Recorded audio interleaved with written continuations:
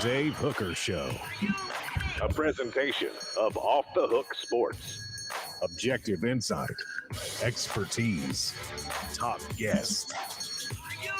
Available on YouTube, Apple, Spotify, and the Off the Hook Sports app. Download now for free. Also available on offthehooksports.com. I compute and obey. Now to Dave Hooker. Ready. Here we go. We broadcast live on Tuesday. On weekdays. It is a Tuesday. Each and every weekday at 10 a.m. Eastern time. But if you're catching us at another time, good afternoon, good evening, and all that good stuff. And we want to go ahead and say hello to those on the message board. Good morning to Smoky Mountain Red. Good morning to Travis. And we've got a lot going on. Sankey going from hero to zero. Why? We will discuss that.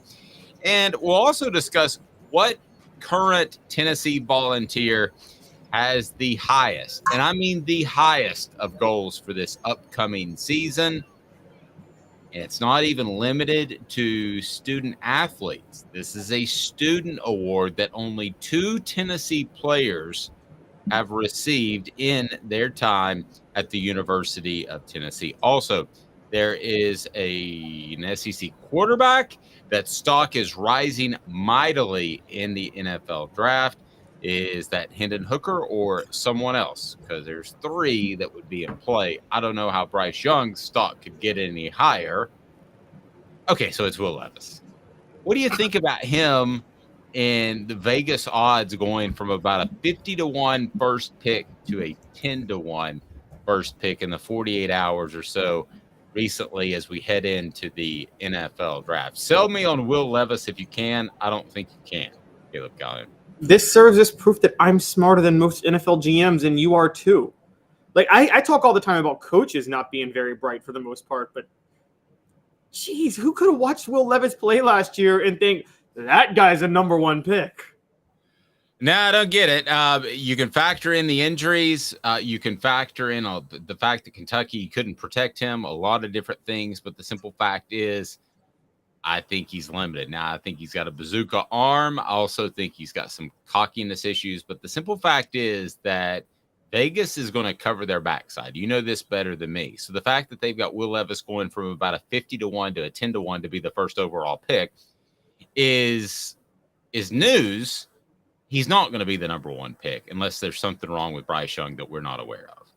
But they're covering their back ends, right, Caleb, to make sure nothing crazy happens on draft night and they get caught unawares. And whether we like it or not, Vegas tends to know more than us. So that tells you something right there.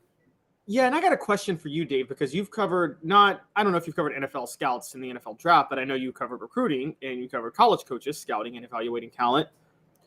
Is there a level of, you and I both agree, the game film matters more than anything else when you translate to the NFL. What you see on tape, it's not exactly translated, but it's probably the best indicator of all the indicators of what they'll do at the next level. What makes scouts and coaches throw that to the side? And here's where I'm going with that. Are they that arrogant to think that if a player just has potential, they're good enough to minimize the flaws in their game? Is that what these GMs and scouts think? Yes. That's simple enough. You just answer your own question. Every NFL coach has gotten to that point and is so cocky and confident that they believe they could take a lump of clay and turn it into a Michelangelo.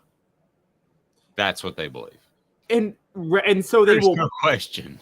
So they will throw out guys that have proven what they can do on the field who won't be nearly the headache for this raw potential because of some genius they think they have, which they don't have.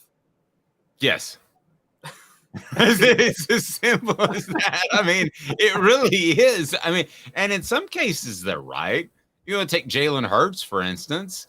I didn't think he was a top flight quarterback, and here he is signing a $500 gajillion deal. So in some cases, they're right. But Jalen Hurts had incredible intangibles, even if he had limitations. I agree, but how about Lamar Jackson? Okay, incredible upside, but still hadn't played in that sort of offense in the NFL successfully. Nobody had, and what they did with the Ravens for them. So for him, and no, but you're absolutely right. They are every bit as confident and cocky, whatever the word you want to use, as we can take a lump of clay and turn him into an all-pro.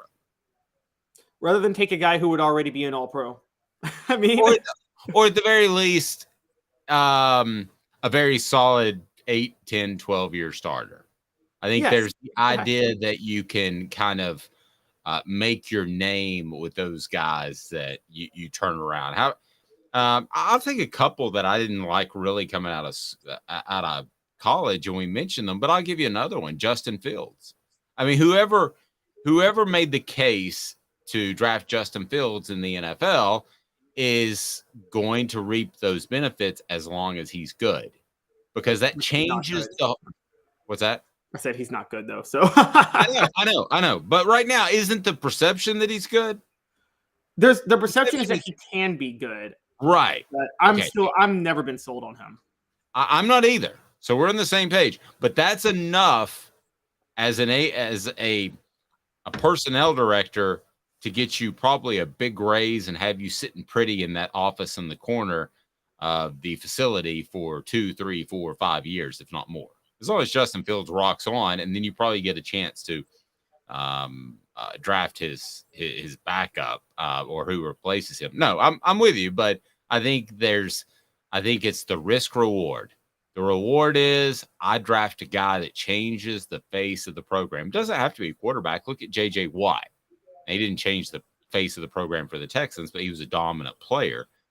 There are guys that we could go on and on and on about that have been dominant players. But that's the guy we're talking about is obviously Will Levis. So I don't understand the love affair with Will Levis. I've said that. I understand the love affair with C.J. Stroud a lot more, but I don't understand the love affair with Will Levis. And not to get too off topic, because we've got Brandon Marcello, who has chosen Tennessee as one of the top 10 programs in the country, and I want to get to that. But if you want to talk about intangibles, I mean, which intangible is more important, Caleb? Is it Hendon Hooker overcoming a transfer, overcoming not getting the starting job, fighting back, being the guy that ultimately is the snap and clear, I believe in this team, and that's exactly what he was, and he led this team? Or is the better intangible is that Will Levis can throw the ball through a brick yard? That's actually a tangible. But the intangible would be played with injury. What's the greater intangible? To me, it's not close. It's Hendon Hooker's by a long shot. By a long shot has the better intangibles.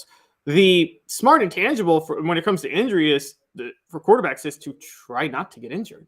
I mean, like I remember back in the day how quarterbacks were called soft if they slid. And I'm like, no, they're doing this for the team. I get mad at a quarterback if he doesn't slide and if he doesn't get out of bounds.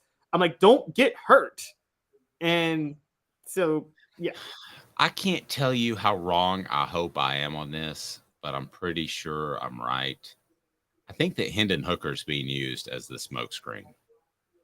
I think Hendon Hooker is being thrown up there. I mean, you got to remember, we're having the conversation 3 months ago that Hendon Hooker is at best a 3rd round pick, right?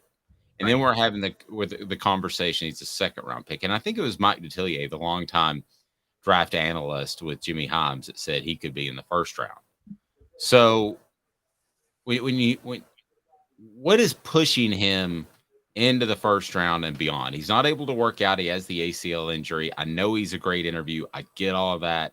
But I'm afraid, and I hope I'm wrong, that Hendon Hooker is going to be the one that slips in the draft process into the 3rd round or beyond. It's just little things I'm hearing. I want to be wrong because I think he's such a good young man. We haven't even mentioned Anthony Richardson. The guy's played all of about 18 snaps, I think. And I think he'll go ahead of Hooker.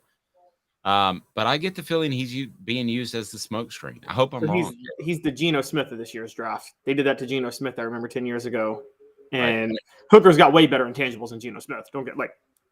Let's be clear on that. I would much rather have Hendon Hooker leading my locker room than Geno Smith. Although Geno Smith seems to have matured. I'll be fair to him on that. But yeah, it's funny you bring up Anthony Richardson. Let's be honest.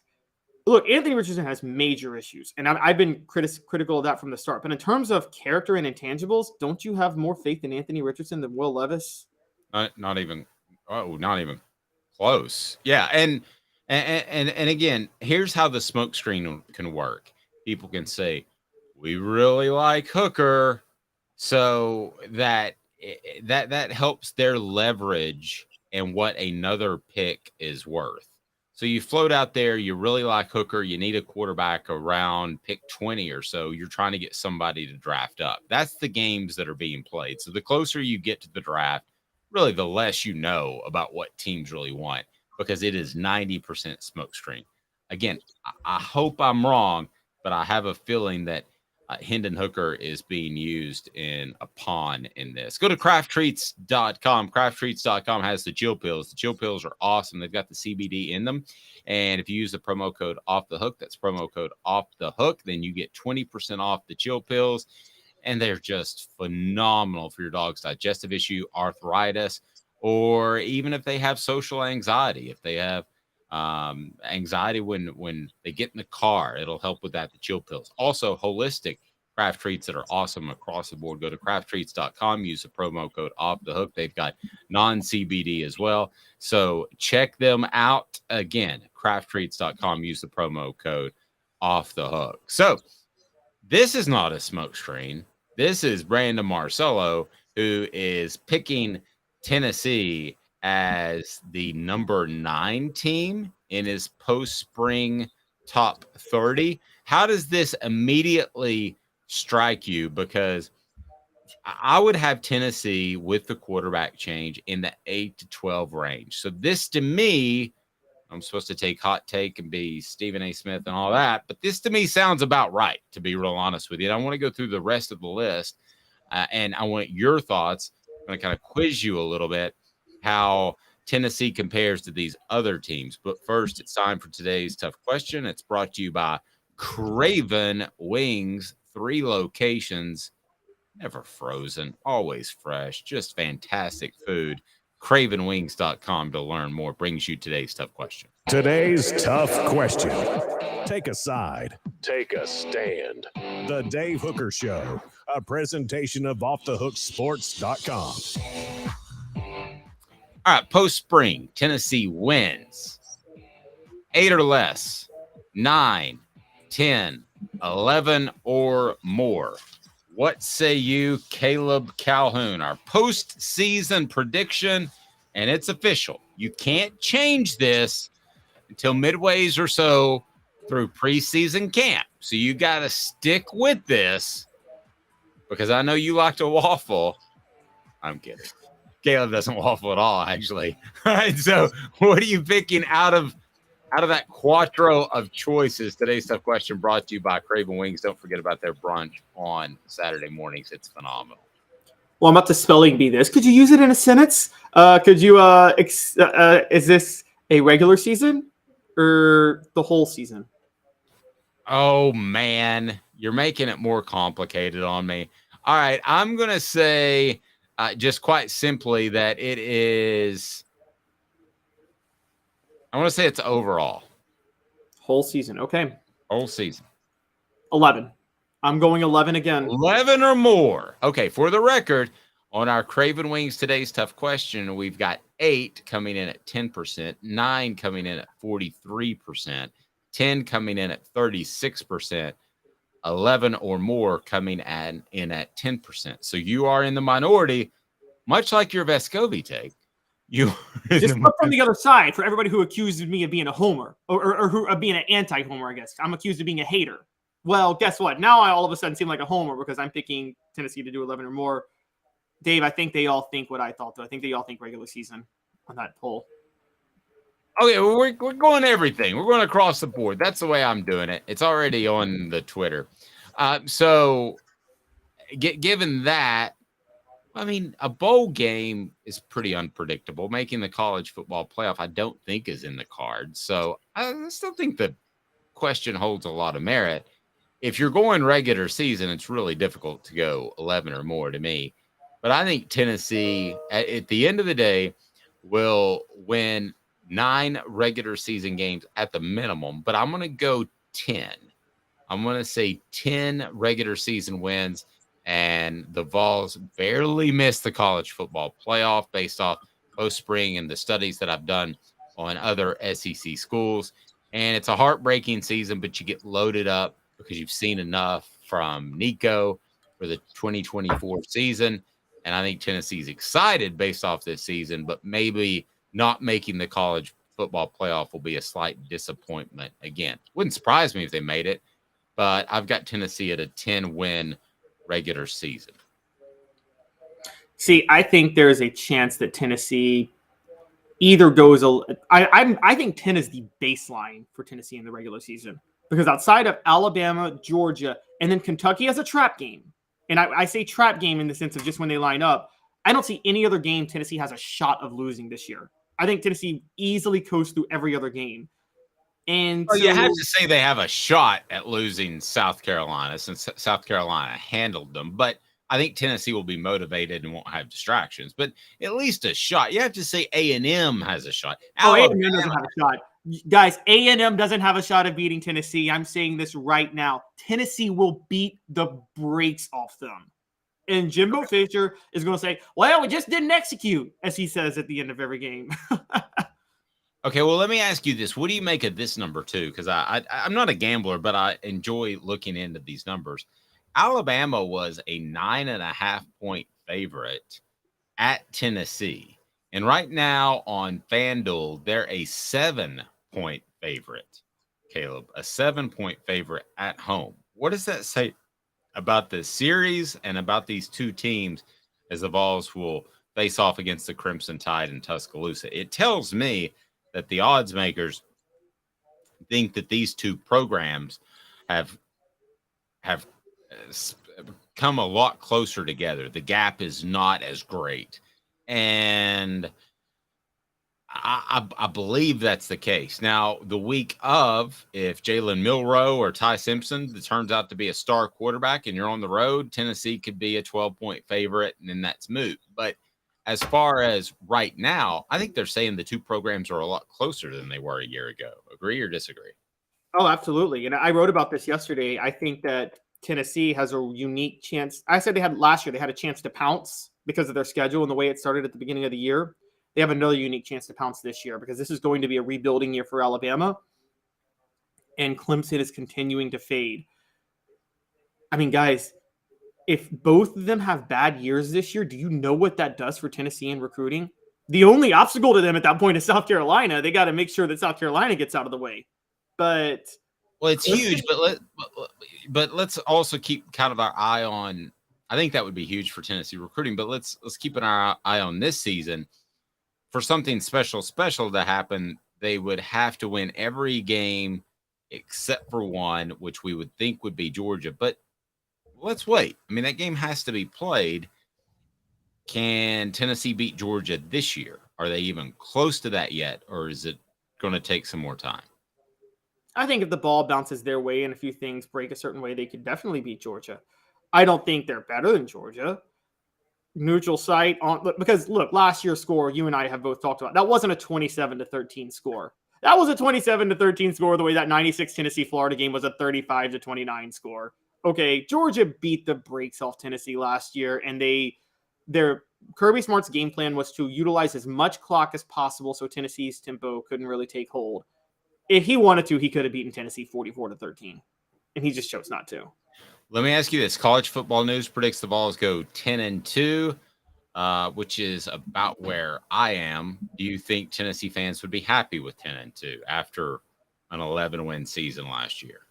I think so, because I think most Tennessee fans agree this is a transition year. Pete Futak of College Football News put that up. He has them losing. I disagree with his 10-2 because he has them losing at Florida and at Alabama. I've tried to look at how and make the case for how Florida could beat Tennessee this year. I don't see it. Dave, do you? I really don't see how Florida beats Tennessee this year. No, I don't either. Wisconsin in the Citrus Bowl, according to, is that still CFN? College Football News? Futak, yeah. Man, there's just something, a part of me, maybe it's my age, that I don't want Tennessee to ever go back to the Citrus Bowl after the whole Florida debacle and making fun of Tennessee and that sort of thing. Does anybody want to go back to the Citrus Bowl? I'd rather go back to the Tax Slayer, Gator Bowl, whatever the heck. Oh, the Gator and the Outback Bowl are both getting old too, though. Those Florida Bowls in general are just annoying. Well, no, I agree, but at least you're in Tampa, for goodness sake. You get the breeze of the ocean. It's not miserably hot like Orlando. I mean, unless you're planning the trip to Disney, why in the world would you want to go to the Citrus Bowl in Orlando? Why, as a matter of fact, why does anybody want to go to Orlando other than Disney World?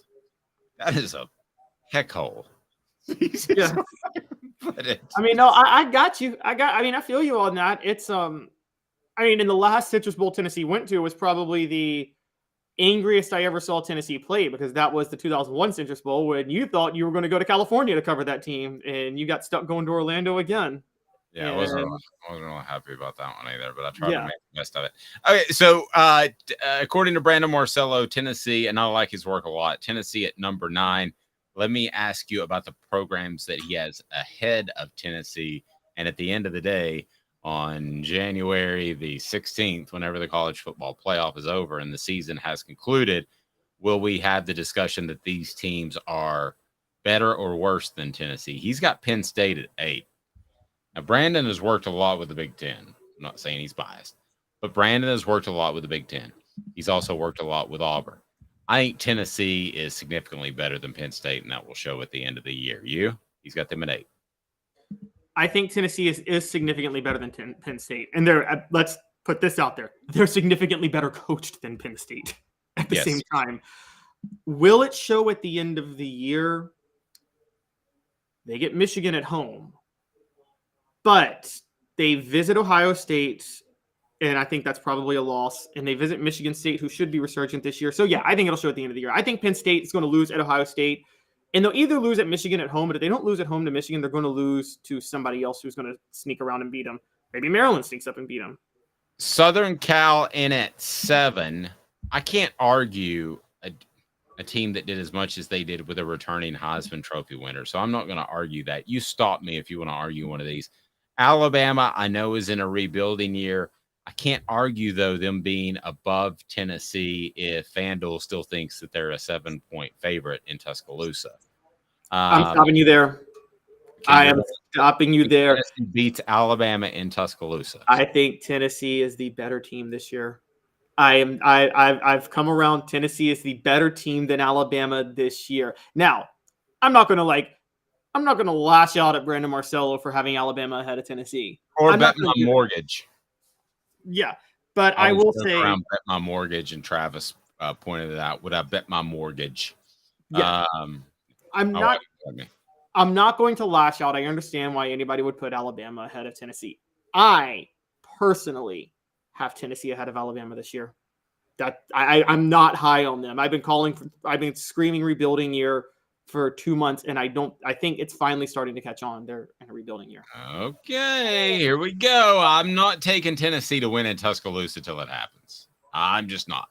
I wouldn't take Tennessee to beat Florida or to beat Alabama as long as those streaks were ongoing and I was proven wrong. And fine, I learned. I'm a better man for it.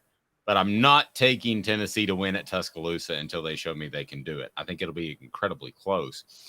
Portions of the program before we get to this top 5 brought to you by Andy Mason, AndyMasonRealEstate.com, your realtor in Knoxville. How awesome is that? It's so simple to save thousands or tens of thousands of dollars with AndyMasonRealEstate.com because he's got over 40 years of experience, best service, and best prices in the Knoxville area.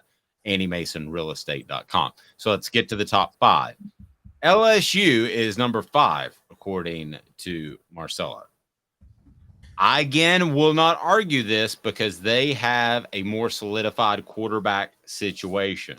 However, I think you might argue it. Is LSU 4 spots better than Tennessee? LSU at 5, Tennessee at 9?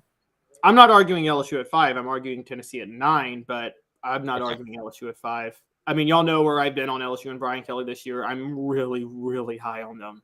So okay, so Florida State at number 4. And it's time to lash out.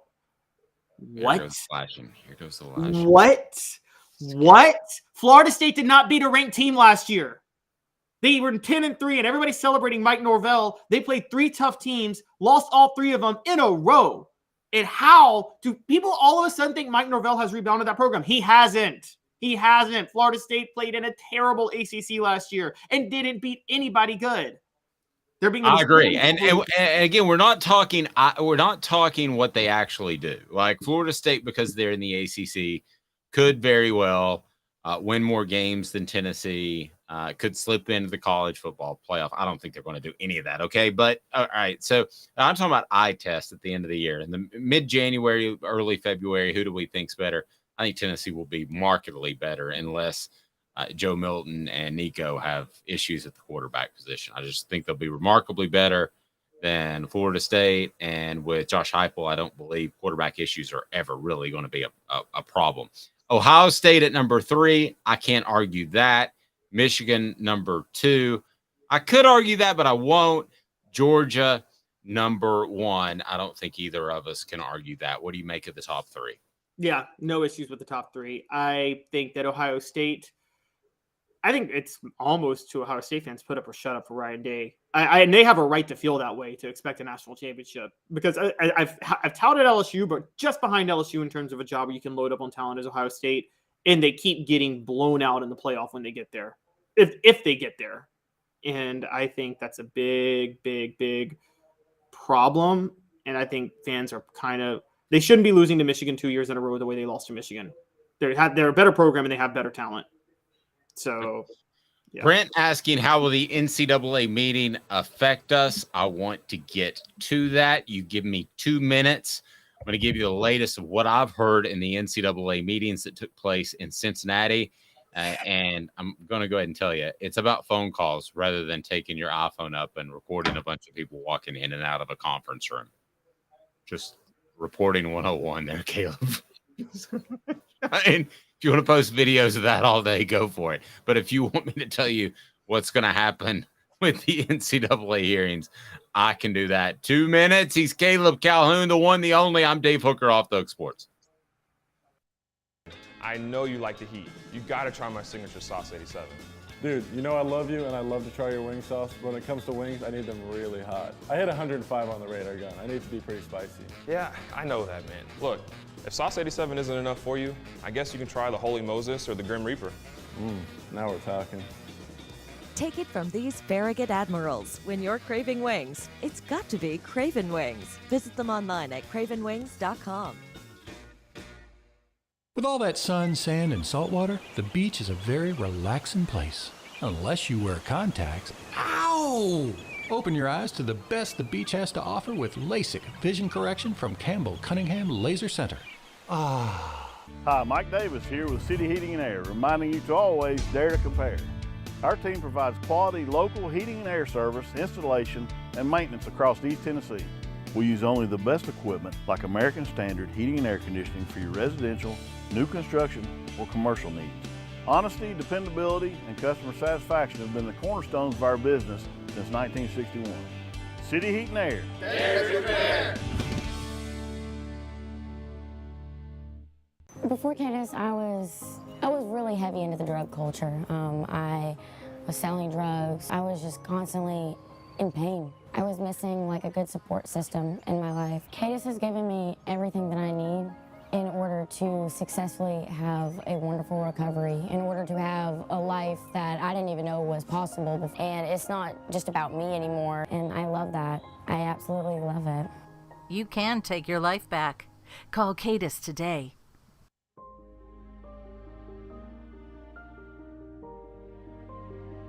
Our family has been creating one-of-a-kind pieces of jewelry in West Knoxville since 1986.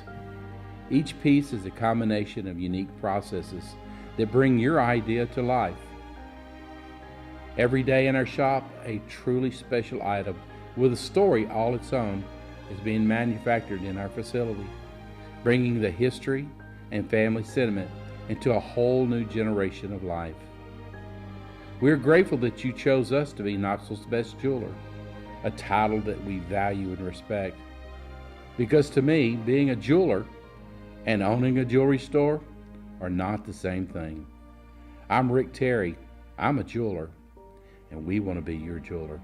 Kingston Pike and Campbell Station Road in the heart of Farragut, and downtown on Gay Street right next to the Tennessee Theater.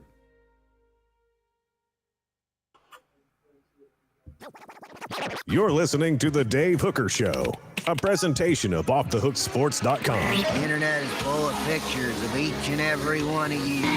Available on YouTube, Apple, Spotify, and the Off the Hook Sports app. Download now for free.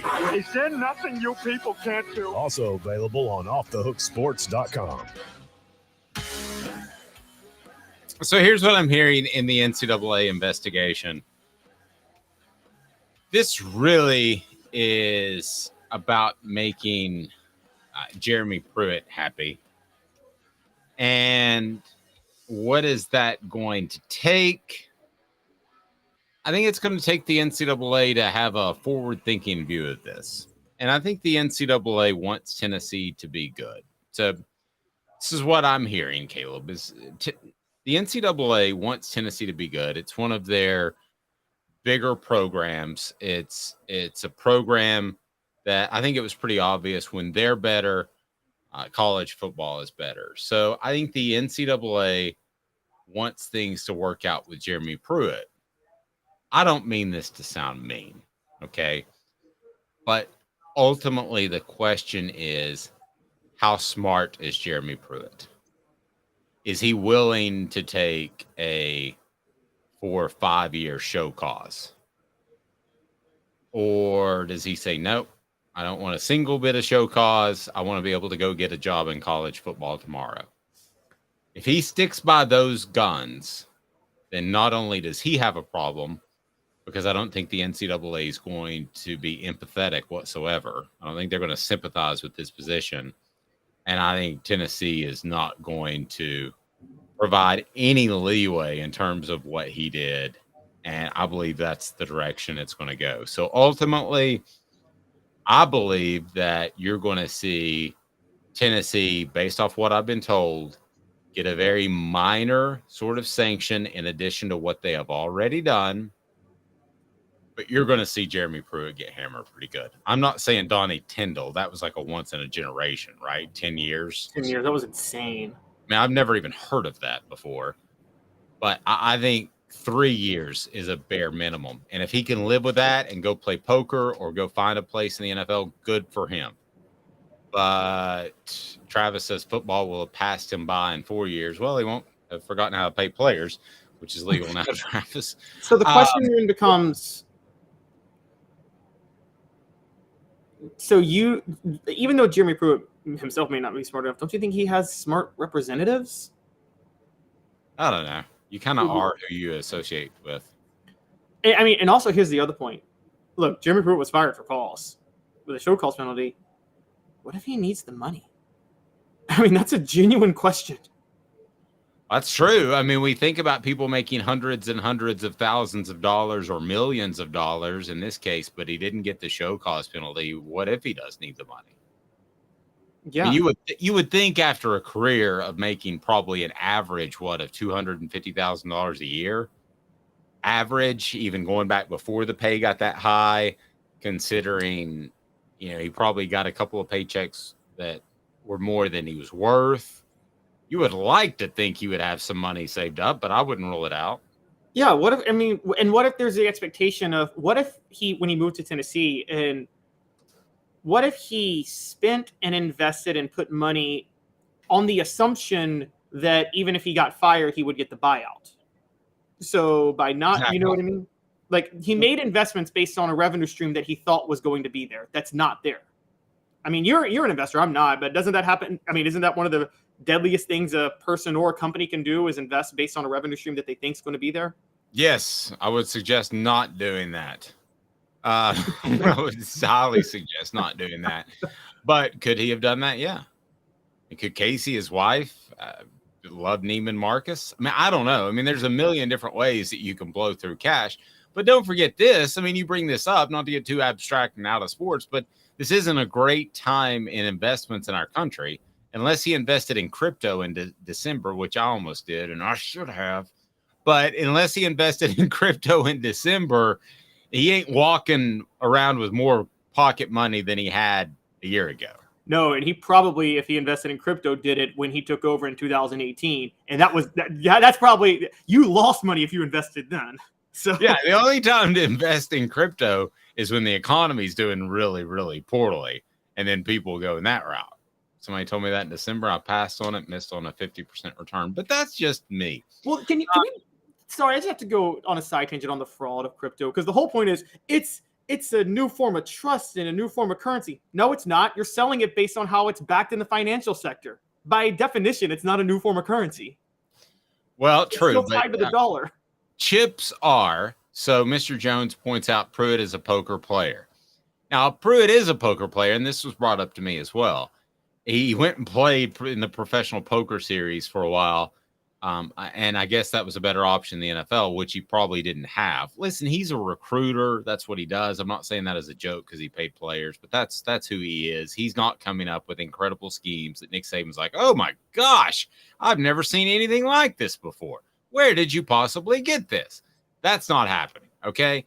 So he is ultimately he's a slightly more X's and O's talented coach than Chuck Smith. You remember Chuck Smith? I remember Chuck Smith. Okay. Chuck Smith could teach edge pass rushing. He was very good at that. NFL players would pay him to teach him that. I really think if Jeremy Pruitt had one gift, that was it. He didn't care if you put your hand down. He didn't care if you're coming from a 2-point stance. He didn't care about any of that. He just said, get to the pass rusher, have leverage, be able to run at full speed with your body parallel to the ground. It's really smart, insightful stuff. The one time I had a chance to pull him aside and talk to him, but that's it. That's where the resume pretty much ends.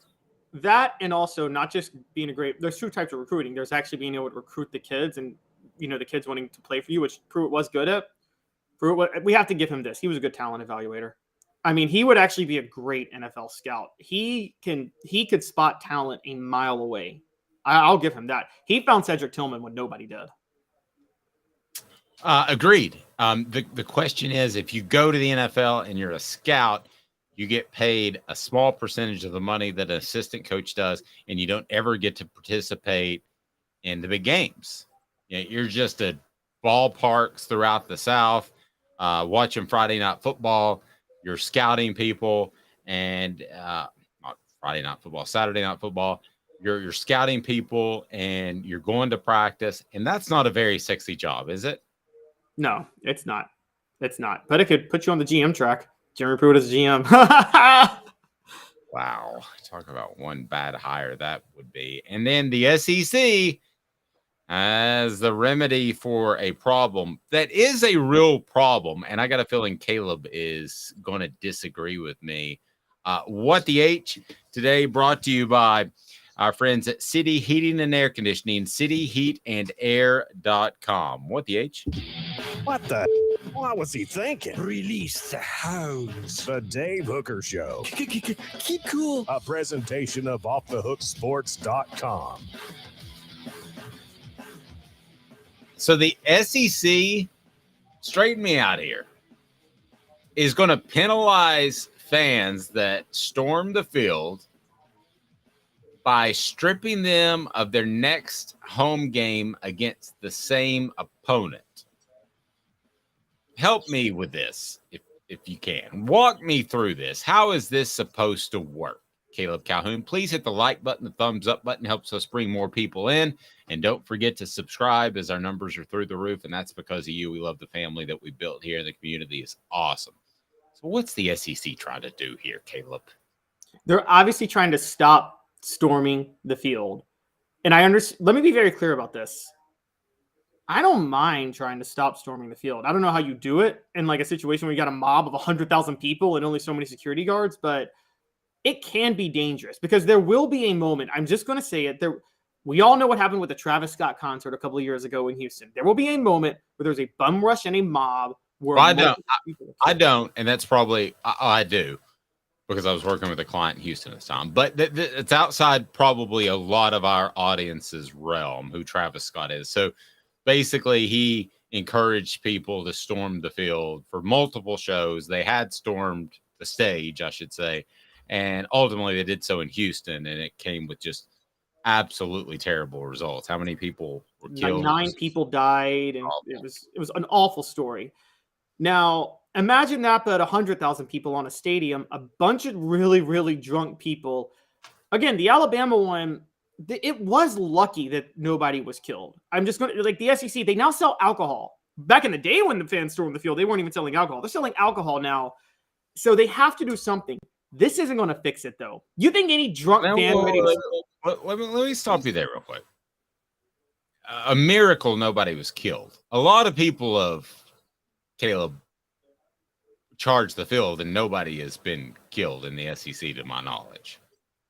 Now, I was a part of a charging the field. I wasn't charging. I was just a reporter trying to get the heck out of the way, in which a young lady was hurt very severely for the rest of her life because a goalpost hit her in Georgia. So that's serious on its own. That is serious. That's very serious. And I have a strong opinion on this, which I'm going to share with you here in a second. But nobody's been killed. Let's not overstate it. But it's okay. Nobody's been killed because it hasn't been done that often, 1. And 2, every field storming incident before Tennessee did it last year happened when no alcohol was sold at the stadiums. Okay. And which changes things a lot. I mean, let's just go to something like LSU. Could you imagine LSU fans in Death Valley at 11:30 at night storming the field after drinking all day? I mean, that's going to be a very bad situation. Okay, let me share my story and how I feel about field storming. And I think most people that are a member of our YouTube channel or that check out offthehooksports.com would agree that I'm a fan first guy. I want the fans to have the best possible environment. I want them to have the better parking passes over the media. I want them to have big screens if that's what they need, because I think they fuel it all. So I'm afraid Mr. Jones and some other people are going to get mad at me on the message board, but here we go, and I want your take. When was it that Georgia beat Tennessee in Athens where they tore up the hedges? What year was that? 2000. Okay.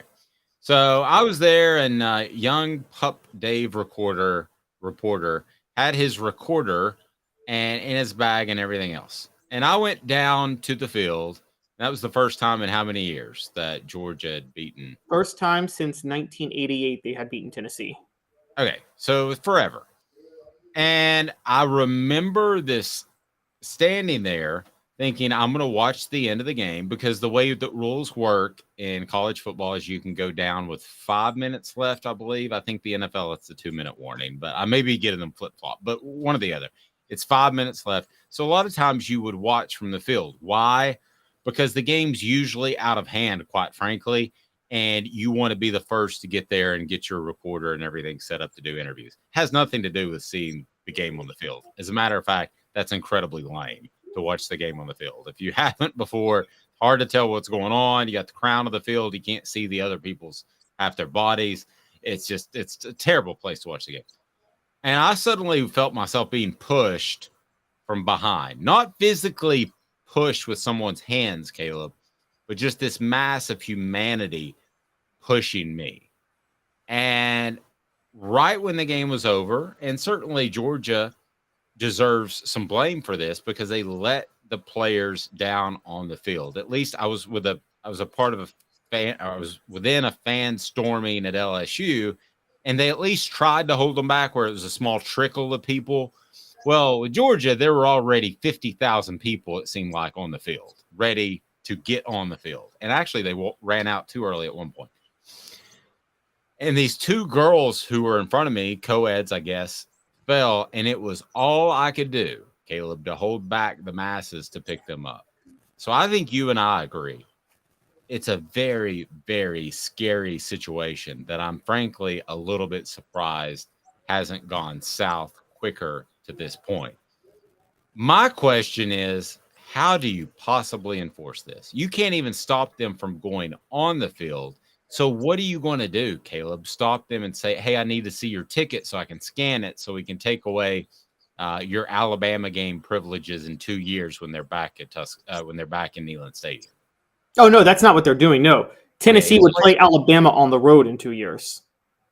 That's how they would do that. Whoa. They're saying they're going to take it for the next SEC opponent, right? No, what they're saying is if Tennessee beats Alabama at home and fans storm the field, then the next time Tennessee's scheduled to play Alabama at home, they would play them on the road 2 years down the road. Well, that's even more stupid. How in the world how many people have to chat? I mean, how many people fan is going to think that in the height of their emotions? Well, and how many people have to charge the field? Yeah, I agree. It's beyond dumb. I think the only way this is, I don't know what the real answer is, because the thing is that's so disastrous is you're going to have, I'm with you, you're going to have a situation where somebody's going to storm the field and there is going to be a catastrophe. I don't know how, I don't know when, I don't know what situation. I think there just needs to be harsh penalties for everybody who storms the field. Look, we've seen it now. Based on the investigations into the January 6th protest a couple of years ago, when mobs happen, it's not, if you get enough people on the case, you can find out who was involved in stuff. I think you got to start doing the same for people who storm the field. I think you have to say, this will not be tolerated, and we are going to identify every person we can who stormed the field, and they will face charges for doing so. Yeah, I think you have to take it individual. I don't think that you can say, oh, well, 10,000 people charge the field, so let's have the next Tennessee-Alabama game at Tuscaloosa. Oh, 15,000, because I don't see how you can possibly catch them. This, to me, is a really, really stupid idea, because I don't know. What if there are 10 people, 11, 12 people that charge the field?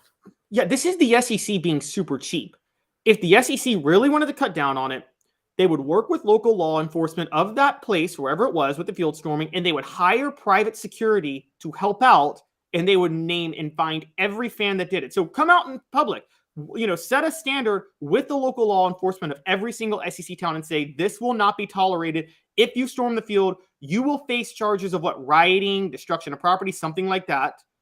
And we are going to find everybody who did this. Because look, I'm telling you guys can be mad at me for this. You can be mad at Dave for this. There's going to be a moment, if storming the field gets more common again, with alcohol allowed, there's going to be a moment where 10 people are maybe trampled to death, God forbid. And everybody is going to then come back and ask, well, wait a minute, how did this happen? There's no way to stop that from happening. It's going to happen at some point. Okay, but the toothpaste is so far out of the tube, and it's brought to you by City Heating and Air Conditioning, cityheatandair.com. Over 50 years in the Knoxville area. Integrity matters. Your new unit might not need to be replaced, might just need a part. cityheatandair.com. Okay, so there's a lot of different moving parts here. One, the University of Tennessee sent out a picture of fans storming the field, celebrating the fact that, hey, Tennessee stormed the field against Alabama. It's the first time it happened since 98 Florida. So that's allowing it to happen. I mean, that's celebrating the fact that it happened, right? And then you have the flip side where I believe this is a sham. I believe this rule suggestion, has this been finalized yet? No. This is a suggestion. This was reported by Sports Illustrated. Well, listen. This is bull. Okay, because what they're doing is they're protecting themselves from a potential lawsuit.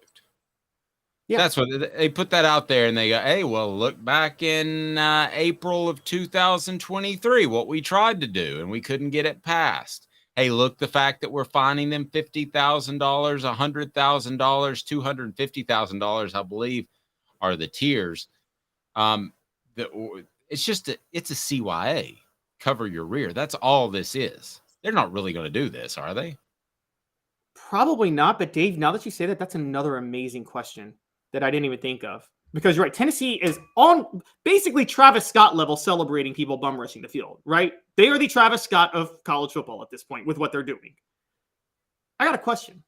If there's another field storming incident next year, say when Tennessee beats Georgia, and again, multiple people are trampled and say, God forbid, there's a death or 2 or 5 or 10, those families will sue the heck out of the university. And I'm surprised they haven't already. Well, nobody's been injured like that yet. Well, the one young lady got punched by an Alabama player. Oh, yeah, that's right. I'm sure there have been people hurt. I mean, I mentioned the Athens thing. I know a goalpost fell on a young lady and broke her spine. She probably did sue the university, and she probably got a payout. But it's one thing for one person to sue because of a personal injury. It's another thing for 10 or 12 families to sue because of death. And I mean, this $500 million goal that Danny White has, it could be set back significantly. But here's the scary part about me. Here's the slippery slope. So, okay, let's say 10 people sue the university because Mississippi State stormed the field against Ole Miss. Okay, so 10 people sued the university. Mississippi State is not a program like Tennessee that could accept $2, $3, $4, $5 million in legal fees / penalties. Tennessee could do that, and it would be a bump in the road. Mississippi State's not. So what do? Do they put up the big glass enclosures like in hockey? That's what scares me. I don't know what the happy medium is, but I don't want glass enclosures like hockey. I don't want security guards that are told you stop them at all costs, which means you could club them potentially. We could have another police issue on our hands. And I don't like the fact that they can just run out there willy-nilly. What's the happy medium? Well, I mean, I think it's a pretty obvious one. Like I said earlier, again, I don't know if the university sets a rule in our stadium, you don't storm the field, we consider that rioting. Well, then if they do storm the field, I would assume the KPD gets involved at that point, say in Knoxville, and says, hey, you are breaking the law. You are technically rioting at this point by storming the field. That won't be tolerated, and you are facing serious charges for doing so. And then we've seen enough evidence with other types of riots in the past. You can find people who were involved in doing that, and you can use, you got all these facial recognition things and stuff like that. Now you can find who was responsible and bring the hammer down on them. Okay, but let me argue the other side of that. How many people do you think of 102,000 people that were in the stands actually charged the field against Alabama? I'd say 10, 15,000, like you said, wouldn't you? I was going to go along the lines of 25 or 30. But anyway, what if 10 or 15,000, let's say at the minimum 10, what if 10,000 of those are your bigger boosters? Because let's say 15,000, let's say 5,000. These are just funsy numbers. Okay. But let's say 15,000 charged, 5,000 were stupid students that were drunk, and gosh knows I've been there. And the other 10,000 really matter. They're donors. Are you going to go search through this facial recognition software to find the guys that did this and then suspend them or take away their season ticket privileges? You don't want that. I mean, you don't want those guys to go away. Dave, I got a real honest question for you. It's like the guy, let me just finish this real quick, Caleb. It's like the guy who has one too many drinks at the bar, and you kind of have to help him out the door, but you don't want to say never come back again unless he does something really, really stupid, right? I got an honest question for you. A serious question. Maybe do you really think there are 10,000? Do you really think the donors are the ones storming the field? Please, the donors have their own nice little box seats, like in the best views possible, where they're sitting around with a bunch of other hoity-toity rich people watching the games. They're not with the hooligans storming the field. They're they're leaving and getting in their private limo, riding back home. I think there are two different types of fans, to answer your question. I think there's the hoity-toity fans who probably have a little bit more dough in their pocket that they want to spend that are up in the box. I think there's the other fan who likes to be closer to the action, likes to be outside so they can scream and yell without getting hushed. Shh, don't cheer too loud. We're in the box. Yeah, I think there is another fan that spends a lot of money that sits in the stands. But for the most part, I think you're right. Well, then, okay, you can say, okay, if a student does it, if we found out you're a student, you're expelled from the university. If we find out a donor does it, if we find out somebody else. Expelled? Hold on, let me finish. Or you face serious charges from the city of Knoxville, from Knox County. Okay, If a donor does it, you could say take Spanish 3. I struggle to get through Spanish 2. If a donor does it, this is an easy way. You either face serious charges or you pay a massive fine, one that's going to pain you that, okay, you're not going to do this again because you don't really want to pay that fine. Listen, it's kind of like, and Smoky Mountain Red put NASCAR fence, LOL. It is kind of sort of like that situation. I used to cover NASCAR really closely, and it's kind of that situation. The cars just got too fast and they were going to fly off the track. The toothpaste was out of the tube. All you could do was a catch fence that, listen, it's a matter of time till the catch fence breaks. I'm going to go ahead and tell you, get ready for that. But let me just say, from the other side, let's just go to another sport real quick. Malice at the Palace, the greatest fight in the history of professional sports, the Pacers-Pistons brawl 2004, where Ron Artest goes into the stands and beats up a fan. Ron Artest faced criminal charges, and he was suspended for the year by the NBA, as he should have been. Rule number 1 is you don't go into the fans and beat up a fan, even though the fan threw a cup of beer at him. I'm not even sure if that's rule number 1, what rule number 2 would be. Yeah, exactly. But, you don't do that. If we're going to tell the players, and we should, that you can't go into the stands, isn't it fair to tell the fans in the stands that you can't go onto the field? I'm not arguing philosophically with any of this. I just don't have a good reason of how you fix it, a good way, a method. You gotta, you have to punish enough people individually who do it. That's your only option. You have to punish enough people individually who do it. And the SEC can use facial recognition, maybe. Here's we go. So this is how the university is absolved, because they don't want to come down on their donors. The SEC can use a facial recognition and say anybody who storms the field is barred from any SEC game forever, they get a warning and then they're barred forever. I don't hate that as much. The SEC taking the blow.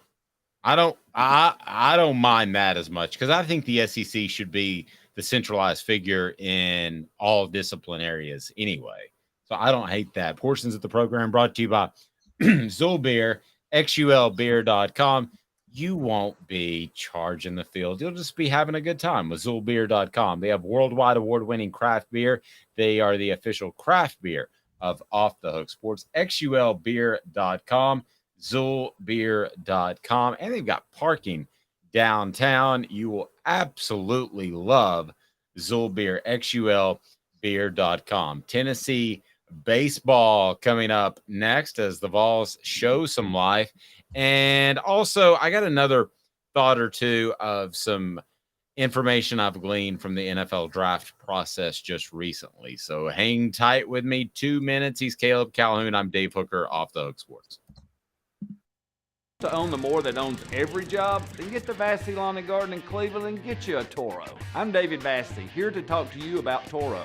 With a Toro Zero Turn, you'll get more out of every minute and you'll reach the finish line faster. At Vassey's, we like to say, no matter if you're mowing 3 acres a week or 11 lawns a day, homeowners and business owners alike find confidence in equipment they can trust from top to bottom. Vassey Lawn and Garden, Highway 60 North in Cleveland. Man alive, it's worth the drive. Hi, Mike Davis here with City Heating and Air, reminding you to always dare to compare. Our team provides quality local heating and air service, installation, and maintenance across East Tennessee. We use only the best equipment like American Standard heating and air conditioning for your residential, new construction, or commercial needs. Honesty, dependability, and customer satisfaction have been the cornerstones of our business since 1961. City Heat and Air. Dare to compare.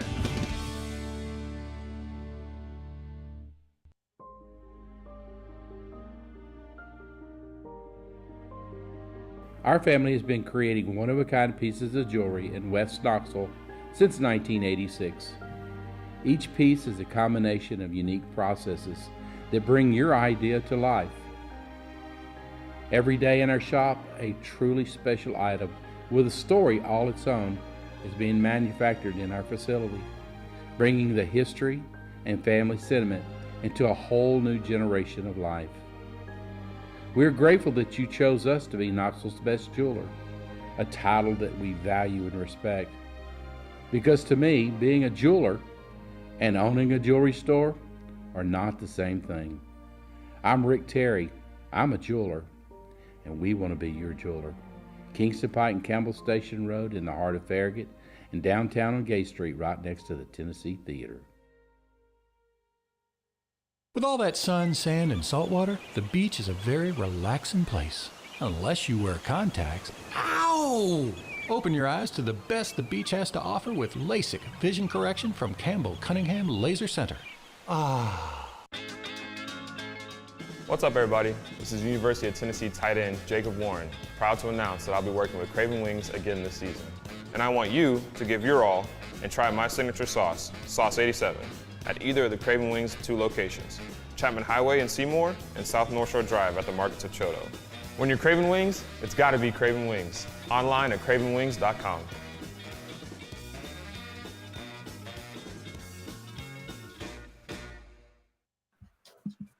Objective coverage. Hey, that's new. If we get caught, we're going to jail. The Dave Hooker Show, a presentation of Off the Hook Sports.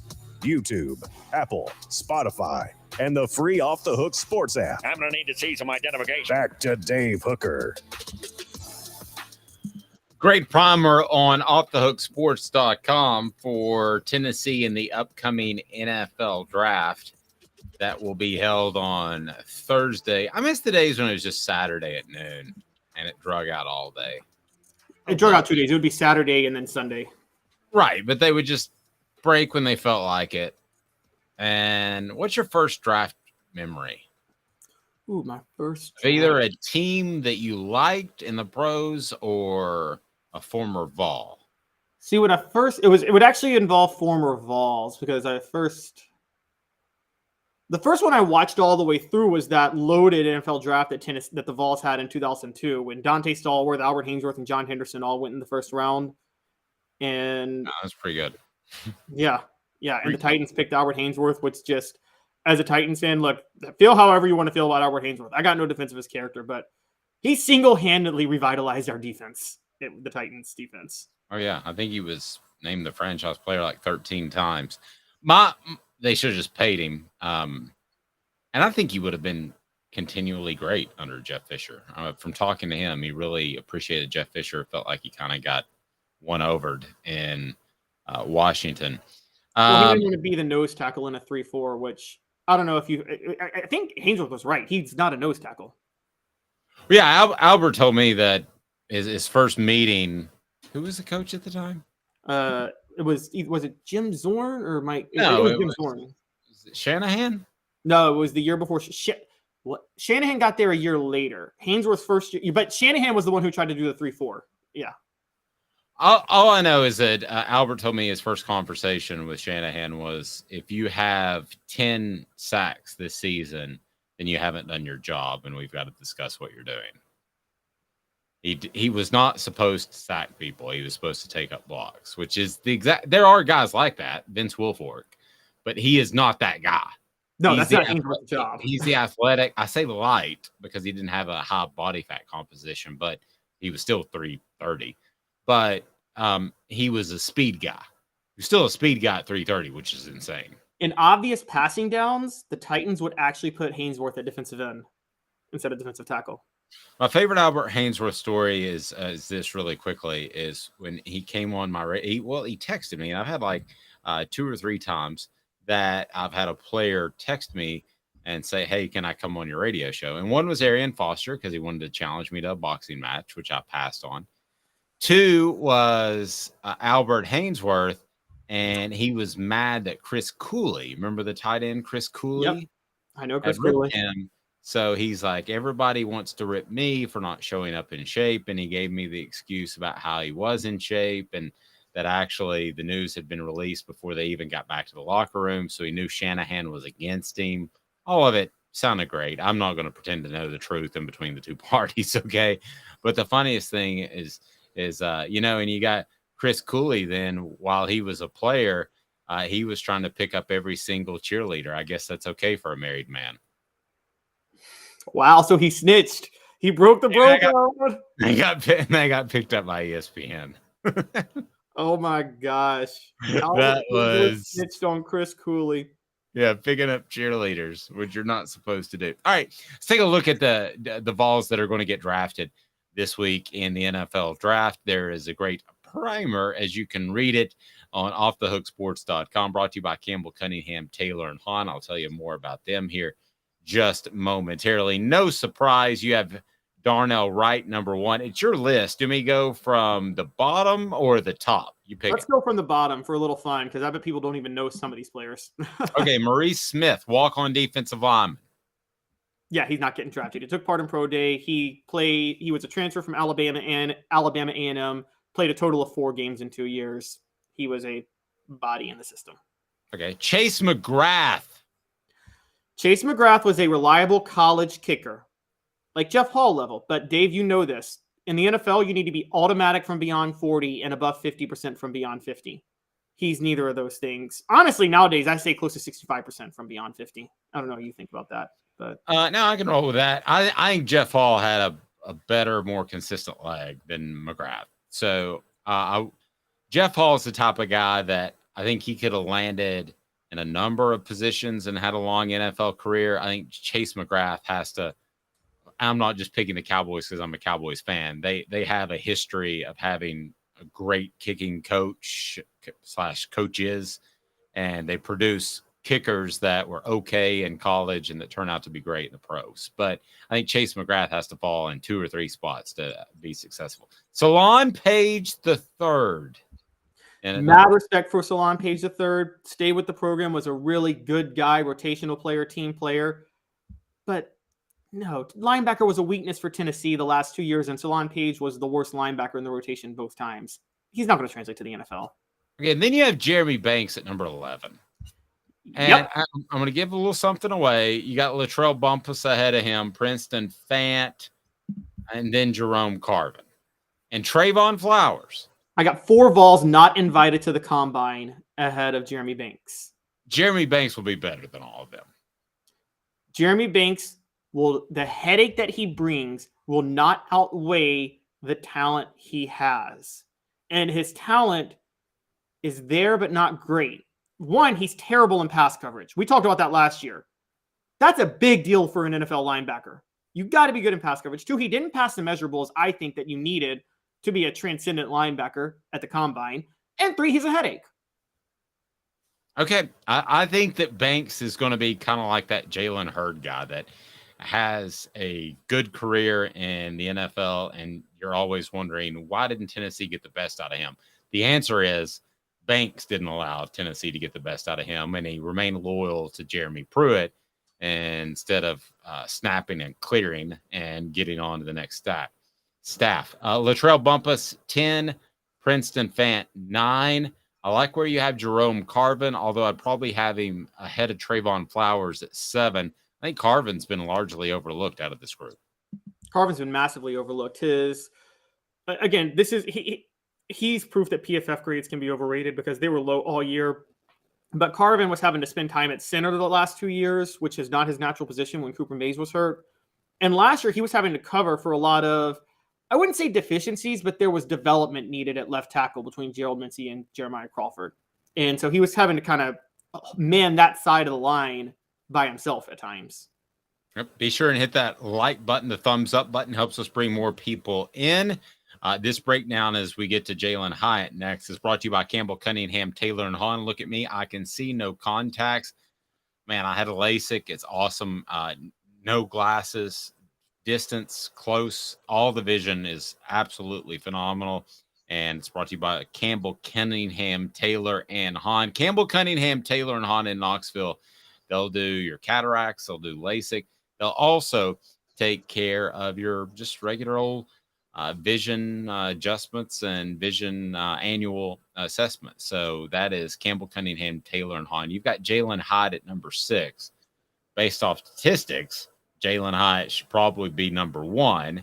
But your thoughts on why 6 after Paxton Brooks? Yes, Jalen Hyatt. Look, the top 6. I want to be fair on this. The top 8. I think the top 8 could all be NFL players on here. And you say Jeremy Banks. I think Jeremy Banks is going to rub it the wrong way with the coach. But back to Jalen Hyatt. Jalen Hyatt runs a 4.440. His whole selling point as receiver is speed. He's not. If speed is all you have, and that's legit all he has, then you need to be in the 4.3, 4.25 range. And he's not. So I think that he's got some issues. That doesn't mean he can't find a roster spot somewhere, but yeah, there's some things he's got to prove. And I'm low on him right now because of that. Okay. We go down the list, and you got Paxton Brooks at 5. Yep. Punter U is back. Punter U is back. Heck of a punter.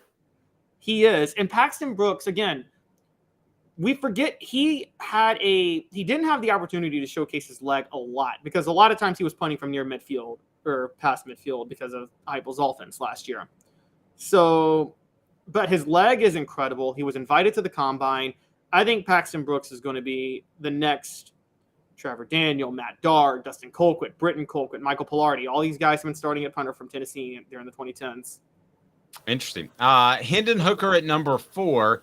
Let me wrap up the top 4. Hendon Hooker, Cedric Tillman, Byron Young, Darnell Wright. Young, most recently, I've heard really good things about. Again, could be smokescreen. We don't know. I would actually have Hendon Hooker ahead of Cedric Tillman would be my one change in your top 4. I think Hendon Hooker has a chance to have a better NFL career than Cedric Tillman. The reason Hendon Hooker is number 4, I think Darnell Wright and Byron Young are the most sure bets in this draft. Let's start with that. You agree, right? Darnell Wright's the superstar Pro Bowler. Byron Young is the underrated but surefire NFL pick. I think there's only one surefire pick, and that's Darnell Wright. Okay, Byron Young is a close second. Like you're pretty. And I say this, and I don't mean this as a shot at Byron Young. From all he's come from, I've seen a lot of guys finally get that first payday, and if he gets a decent one, second or third, maybe he loses the desire a little bit. I think there's a chance of that. Nobody's told me that. I just think there's a chance of that. Okay, I guess that's possible. I just think in general, Darnell Wright and Byron Young's skill sets are immune to the teams that draft them. Put it that way. It's not like they need to be in the right system. They don't need the right franchise to draft them.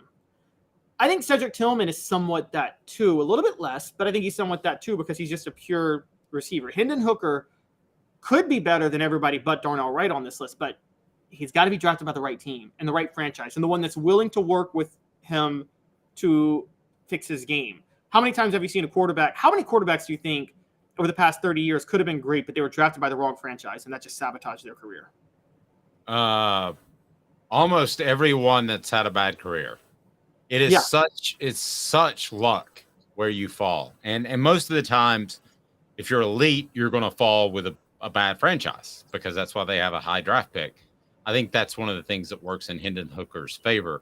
So you've got him overall on offthehooksports.com. You've got him listed as the number 4 prospect that Tennessee will produce. And this is based off how they will actually do in the NFL long term when we're having this conversation 15 years from this is based off the potential they have to do well in the NFL long term. Okay. Okay, so let me ask you this. Hendon Hooker, top half first round, second half first round, second round, third round. I think he's a second rounder. Me personally, he's a first rounder, but I think he's going to be drafted in the second round. I think the Seahawks, I'm predicting the Seahawks take Hendon Hooker in the second round, and he's their future after Geno Smith.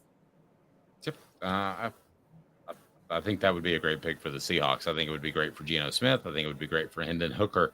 Portions of the program brought to you by Vassy Lawn and Garden. Man alive, it's worth the drive. Vassy Lawn and Garden, whether you're in, it doesn't matter, whether you're in Chattanooga, Nashville, Knoxville, it's just a short drive to Cleveland, Tennessee, and with their buying power, you're going to save thousands of dollars. That's Vassy Lawn and Garden. Toro, count on it.